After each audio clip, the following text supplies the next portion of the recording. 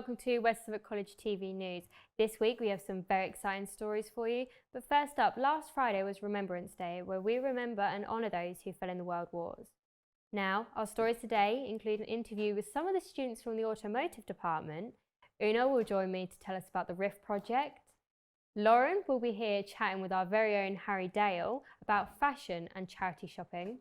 Declan from Level 2 Media has a review of Six the Musical performed by Connie's last week at the college, and Travis is up with weekly sports again. Also, if you have any events coming up you would like us to showcase, please contact us via any of the methods shown at the bottom of the screen. To start, we have students from the automotive course here at West Suffolk College, accompanied by one of our own, Jamie, who attended a camping weekend motorsport event in Croft.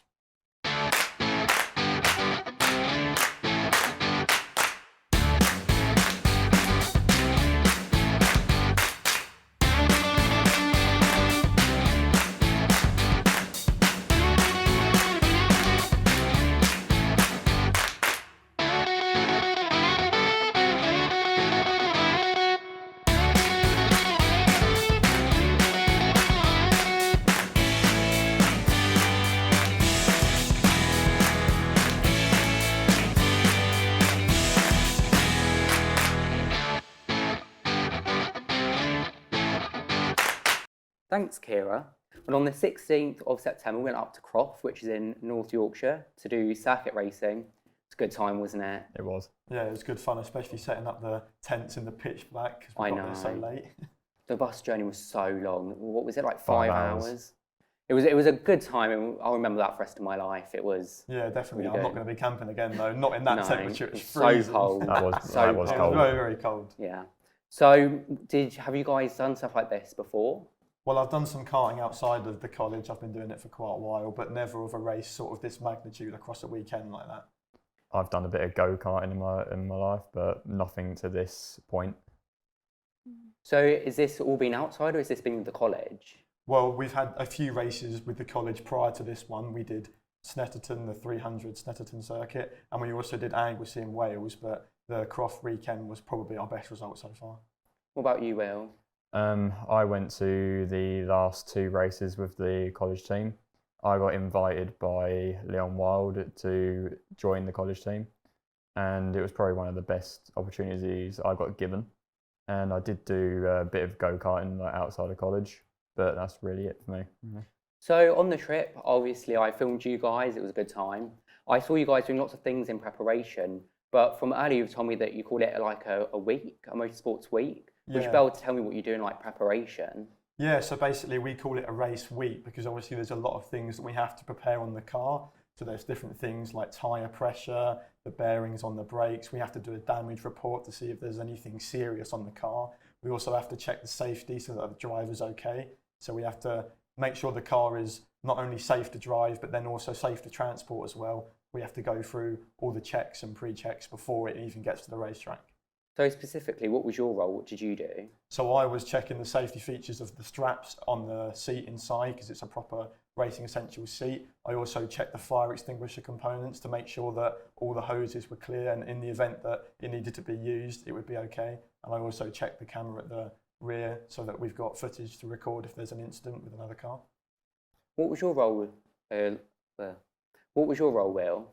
I was mostly checking like the running gear of the car, so checking the suspension and making sure it's all set depending on what conditions the track was in, and that was really it.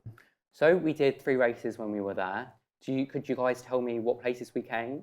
So on the first and second race, we finished 7th out of the 8 colleges that entered, and then overall we finished 26th. That was for both the races. Then on the third race, we finished 24th overall, but within the colleges, we finished 5th. So we had a better performance on the last race because our driver was able to get used to the track easier and understand the driving line. That's pretty impressive. Was that 26th? That's pretty high up there, especially 5th out of the colleges as well. So I take it that Leon was driving. So in future things, like future events that are going to come up, is it going to be Leon driving still, or is anyone else going to have a go? Or Yeah. Well, we want to run hopefully next year 2 cars in our team so we can have a larger team. And I hope to be able to drive the second car alongside Leon next year. Have you had practice of this before? Or? I've done a few track days in cars similar to this. I've driven mainly go-karts though, but I have done my race license. I've driven some different cars doing that, and I also drove a single-seater as well, so I've had some experience. Is this outside of college? Or? Yeah, I did it outside of college, but I've also had some practice within the college as well. We had some practice laps that I was able to have a try with the car and get a feel for it, so that was very good and a great experience that the college has given us to do it. So do you know if there's going to be more events like this next year or anything? Yeah, well, we're hopefully to be able to, we've got a full calendar already set up next year, which is on the West Suffolk College Motorsport Instagram page, so the calendar's on there. If anyone would be interested in seeing it, that's where it is. So I think we have some clips of Leon driving. Would you be able to talk us through them? Yeah, of course, that's fine, yeah. So you can see there, Leon had a really good start there, probably one of the best ones he's had this season, overtaking some cars right at the start. That was a very strong position for us to be able to be put in. And then you can see here, he's gone round the inside of the red car, which is quite a wide angled corner, so that's perfect to get the exit speed there. So then there as well, that unfortunately that car overtook Leon because that's quite a high speed part of the circuit. So you can see there, he's struggling with understeer a bit and has to down change as well, because then the other car gets through, so he has to watch out there on the exit of that corner. And then here, he put too much throttle on, and unfortunately in the wrong gear, he's ended up sliding off the track, nearly hitting the barrier, but he's managed to regain control. And then here, he had an incident on the final turn. The car's come down the inside, just as you can see there. And then you can see that the mirror gets slightly damaged. And then here, he got spun by another driver and then ended up hitting somebody else in the process. So that was, we're very lucky that he was out. Here you can see it looks quite dangerous. Are you not scared to go into that, or? Well, I personally, I'm not really that bothered about it, although obviously the overall fear of, getting into an accident is still there, but it's kind of pushed to the back of the mind when you're racing to win. Well, it was really nice to have you on. I hope to see you again with your next races. Yeah. But back to you in the studio, Kira. Now we have Una, who's going to tell us all about what's been going on in Edmund's restaurant. Una, what's happening? So what's happening is the RIF project. RIF, which stands for Reducing Isolation of Food. Food that is sourced from local donations in Bury, which mainly consist of big supermarkets like Tesco's, which can then be prepared by students here at West Suffolk College, then delivered by the Bury St Edmunds Rickshaw team. And it's not just about food, it's about the connection. The main aim really is to help these people in isolation feel cared for. Oh, okay, and I hear you've got a clip for us? Yep. Lovely, let's take a look. Hello, we're currently making cat soup curry for charity. So this is our RIF project. So currently we've got the students in the kitchen cooking our meals that are going to get delivered by our volunteers. And the volunteers all come from the Bury St Edmunds Rickshaw team, who normally spend their day taking people for rides and doing prescription rides and things like that around the town. But every 2 months they come to the college with us and they deliver our heat-at-home meals to adults that live alone, living in Bury St Edmunds. Rob's done a chicken and mushroom sauce. But Rob, do you need to write what that is on here because they won't know?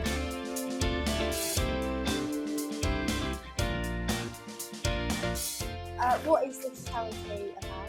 What is it about? Yeah. So the RIF project is about giving people that are isolated the opportunity to eat a lovely meal, and what happens then is the Bury Rickshaw company take the food that you've helped cook and pack up today, and then they meet them at the door, and then they'll have a little chat with them. So it gives the opportunity for that person in isolation to have a conversation and have a meal. Okay, perfect. Thank you very much. So, what's the next step of this then? What's happening next? Well, you'll see how the food gets delivered. You'll come with us on the rickshaw ride next episode, so stay tuned. Wow, that's so exciting. Thank you so much. And it's such great work that West Suffolk College and the students are doing for our local community and really getting involved and helping people. Thank you for sharing that message with me. Next, we welcome Lauren, who has been exploring sustainable fashion, and she is chatting with Harry Dale from the music department about his unique clothing style. Thank you for joining me today, Harry. Thank you for having me. So you post a lot of your shopping trips on social media. I do. I'm very interested in fashion myself. Cool. Is that one of your favourite things? It is, yeah. I kind of view it the same way I view music or art, like an expression, so yeah. Okay, shall we take a look at one of your videos? Let's do it. come charity shopping with us in Stowmarket, a little market town about 10 minutes from our house. Immediately found this t-shirt that was unfortunately from Primark, but also 50p. Spider that came free with this jumper, which was a nice touch. Tried this RSPCA, which was pretty cool. Found these trousers and a roll neck. Sean found me this t-shirt. She also found herself some cute things. Really regret not getting this JCB bed cover. Gonna try and unironically wear this hat. British Heart Foundation. Regret not getting that. Would love to own some of these books, but unfortunately I can't read. Oh, hi Pete. This shop had loads of stuff in clearance, and all these skirts were like £1. Found this suit with a matching skirt, which was really sick, and this 3 skirt. Who is she? Sean found herself a bag that she was happy with, and we got the hell out of there. Stowmarket was good. I think we'll definitely come back again. Now let's see what I bought. Yay! Okay, prepping the conservatory. First up was the roll neck and these trousers. Styled it with a blazer and a hat. Really happy with this. This is very autumn vibes. Super keen to wear this quite a lot. It did smell bad though, so definitely obviously going to have to wash it. Here's that bright orange t-shirt from earlier that Sean found. It's like a jumper material. Really like the bow on the bottom. Paired it with some jeans and some old battered Nikes I found in another charity shop. Whacked a leather jacket on it. And my shades. And that hat I'm going to wear unironically. This is giving off-duty celebrity vibes. Please no paparazzi, thank you very much. But yeah, super happy with this look. Oh my god, purple suede trousers. These are the greatest thing I've ever found. I couldn't find my black beret, so I had to pair it with my brown one, but yes, this is a good look. Here's my new favourite skirt ever. Paired it with just a grey t-shirt I found for like a 50p or something in a shop at some point today. Yep. This is giving major badass in the office vibes. Paired it with my favourite band t-shirt from my best pal, Study of Us. Whacked a blazer on. Yeah. Here's that Primark t-shirt from earlier. It's huge, it has no buttons. I absolutely love it. Whacked some Adidas on, some flared jeans. Nice. Oh my god. This is the greatest thing I've ever found in a charity shop. This is giving like royal family, but without the atrocity kind of vibes, because I don't, cause mass genocide or steal taxpayer money. Yeah, feeling very good in this. Thanks so much for watching. Let me know where I should go next. So, at one point you mentioned that you can't read. Is that true? That is not true. I can, in fact, actually read. Yeah. So, spreading false information. False information, yeah, fake news. You also mentioned that a top's unfortunately from Primark. Yeah. What's your opinion on Primark? I wouldn't shop there personally, but that's just me. I like to buy everything second hand, so I'm not made from sweatshops directly. Okay. Yeah. So that's really good. I wouldn't do it normally, but yeah, I did in this case because it was second hand.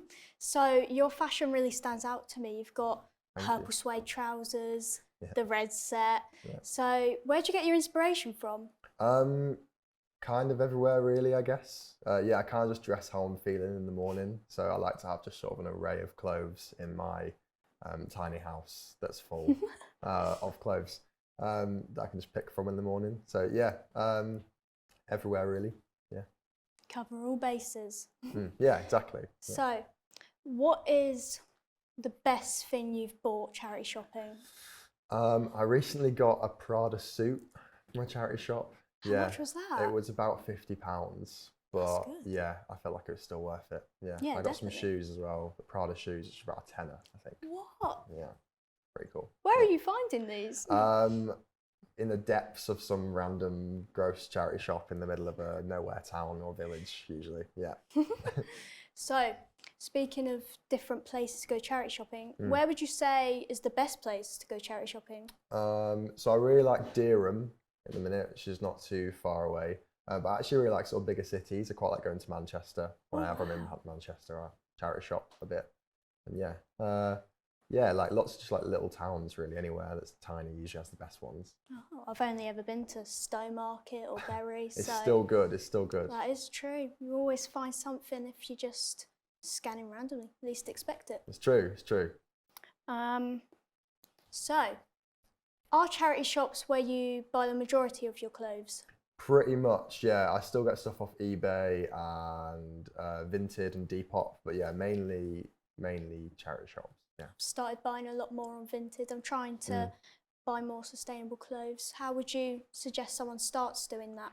I guess if you find something in a high street shop that you really like, sort of like just go and search for it online, like on eBay or Vinted or Depop, and see if you can find something similar. Or because likelihood is if you find it on a second-hand site, no one else is probably really going to have that. But you'll have still have that thing you wanted from a high street shop, and it's just better that way. Okay, good to know. So, as we saw in the video, you bought quite a few clothes. Your wardrobe, you said, is quite full. So, do you donate to charity shops? I do sometimes when they're asking for donations, just because otherwise they end up throwing a lot of their clothes away. They get like overrun with donations, which is a really great thing to donate, but they get really full. So I only really donate if they're asking for donations. Otherwise, it just gets thrown away. Oh, do you give any clothes to friends and family? Sometimes, usually they don't want what I have to give them because it's usually so random or strange. But yeah, I do. Yeah, my brother still, like most of his jeans to this day, he's only 2 years younger than me, are still some of my jeans from when, because he's tiny, he's about this tall. So from when I was younger. But yeah. Wow. Well, making good use of them. Can't let them go to waste. Yeah. Thank you for joining me today. Thank you so much for having me. And back to Kira. Thank you, Lauren and Harry, for coming into the studio, and we hope you can visit us again in the future. Next up, Declan's here to tell us all about Six the Musical that he went to see last week here at Con East, and it apparently went down a storm. Welcome, Declan. So, I've never seen Six the Musical. Can you tell me what it's about? It's about Henry VIII, and it's like his wives, and it's about who they think got it the worst, and they sort of portray it as like a contest and who's better. Right, okay. Now, it sounds like history. Is it boring? Not at all, actually. It's influenced by quite a lot of pop artists of our generation, really. Really? Yeah. So it's a musical, obviously, so there's songs. Yeah. Do you have a favourite song? Probably House of Holbein, which is very comedic, mostly because of the way it's portrayed, with all the dancing and, well, the accent in general they use. Yeah, and have you seen any other musicals? I've performed some there, but other than that, no. Are you looking forward to seeing more? Yeah, definitely. So, do you know when the next show is? The next show is on the 16th of November, going to the 19th, and that is By the Bog of Cats. Oh, I've never heard of that one. I haven't either. Are you going to go watch it? Yeah, definitely. Are you excited? Yes. Well, are you... And the one after it is Macbeth, and that runs from the 30th of November to the 3rd of December. Wow, that's so exciting. So many more things going on in Con East than I thought. So you're going to go watch those, and then you're going to come back and tell us all about them? Definitely. I'm looking forward to it. Thank you so much. Now, over to our sports correspondent, Travis. Thank you, Kira. First up, Galston's old football ground, Emerald Park, was set on fire last night, with firefighters and police saying they suspect it to be a deliberate ignition. Former Galston manager of over a decade tweeted that there were so many great times and memories there, and that it was like a second home, and how sad he was to see it set on fire. In the FA Vars, Suffolk's only representatives left in the competition, Lakenheath, progressed against London side Buckhurst Hill, coming back from 1-0 down, courtesy of a Sam Hawley header, a Luke Young penalty and a Tom Tholborn finish. That is a great finish there, right into the top corner. Cracking finish. I was there as well, and it was fantastic. And today's cliche of the week, it's called peppering the goal. Now, oddly enough, nobody really knows about the origins of this one, because no one really knows the manager that even said it first time. But what it means is to have a lot of shots on goal in a short period of time, especially when a team kind of like Man City or something is dominating the game, having a high amount of possession and having a high amount of shots. They're peppering the goal. I've never heard that before in my life. No, I don't think you're going to hear very many of the cliches. Probably not. Considering I worked at a football ground, I haven't heard any of these. No. But they're very niche. Is this one? When would you use this? So usually in football journalism, actually, when you're kind of writing about a game, you might say the other team were really peppering the goal early on in the game. So it wouldn't be like you're on the pitch, games in play, and you're I like, don't think that's pepper one the of the goal. ones, No, it's not one of those. No, it's not one of those. No, maybe my previous one was the Park the Bus one. Yeah. Was, but no, not this one. Okay, no, it wasn't. Was it Park the Bus or was it the kitchen sink one? It was the kitchen sink one. Giving away your secrets. The coaches used to throw the kitchen sink a lot. So. Yeah. Yeah. Well, I'm probably not going to know about much more of these, but thank you for sharing that one. No problem. Now we're going to take a look at this week's papers. Thanks, Kira. Let's see what we have this week. So I've already got a story early on, and it's about Matt Hancock going into the jungle. Obviously, he's been in there for a little while now. He's been bitten now twice by a scorpion, a mini scorpion. However, to be fair to him, he has gone through 4 or 5 trials now, and he's smashed all of them really. He's gotten a lot of meals for the campmates, although they're still not overly impressed with him being there. I've seen some controversial things on Twitter. Definitely. Oh yeah, definitely. Yeah, I've seen some similar things on TikToks. A lot of the younger people of our generation have been sympathising with Matt Hancock. Yeah, which is surprising, but yeah, I think the majority of the British public like to see him suffer. Yeah. Yeah. Well, on a more serious note, I've got a story here. Councils are preparing warm rooms to support the people that are struggling during this cost of living crisis. So rooms are being set up nationwide across England and Wales, where there are going to be warm rooms so people can go into them, they can spend some time there and not feel pressured into buying anything. So there are many venues that are hosting these warm rooms. For example, we've got libraries, theatres, art galleries, museums, children's centres, churches and other religious buildings. It's nice to see something actually being done here. Yeah, definitely. Are there any locally opening up? So it goes on to say that there's actually a leisure centre in Ipswich that's going to be having one of these rooms. So it's nice to see something a bit local. They're also going to be offering a £1 coffee. So that's quite cheap for a coffee, isn't it? Very cheap. Yeah. So people can go and have them if they would like. It's nice that we're doing something a bit more local, but it'd be a bit nicer if we could have something a bit closer in Bury. Yeah. Because it does go on to say that 50% of... Wait. How was it? 50% of counties, authorities. Okay. It does go on to say that 50% of councils are actually doing this, so it'd be interesting to see if Bury are in this 50%. Or even Stowmarket. Yeah. So where's the funding for this coming from, do we know? So it looks like the government are putting funding in, but it also seems like a lot of local businesses are doing their best as well. So it's saying that theatres and things like that, art galleries, museums are doing their best. So it would be nice to see the government doing more and seeing less from other people. I think that's a really good initiative. Yeah. Similarly, I've got a nurses at the West Suffolk NHS Foundation Trust. They have met the requirements for striking, and they've started the voting for that. So I think there'll be a strike on the way soon. I know, is that going to be affecting people's appointments? I think so. Yeah. I think obviously you've got the backlog of appointments anyways from COVID, but I think with this strike, I think it will definitely push back more appointments. They have said that they want the patient safety to be the centre of their goal, but obviously if they can't really do that while they're on strike, So why are they striking exactly?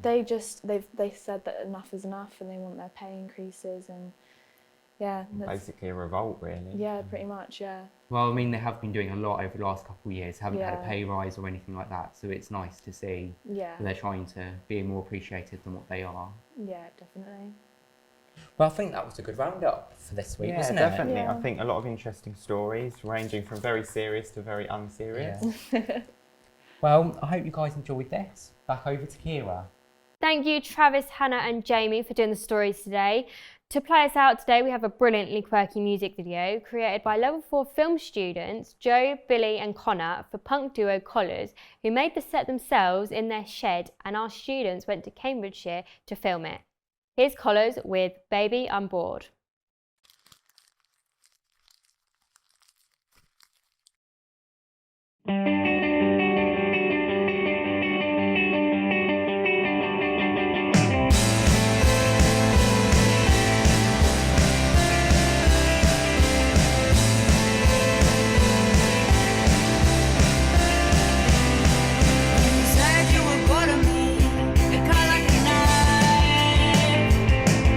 Well, baby, I'm bored.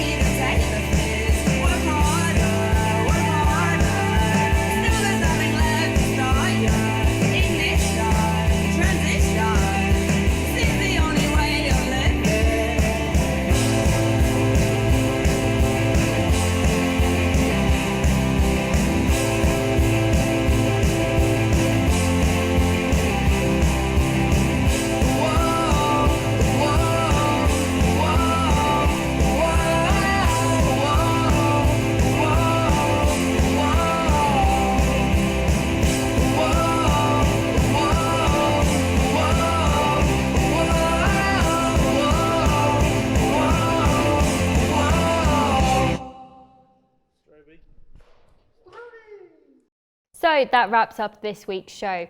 Remember, if you have any events coming up you would like us to showcase, please contact us via any of the methods shown at the bottom of the screen.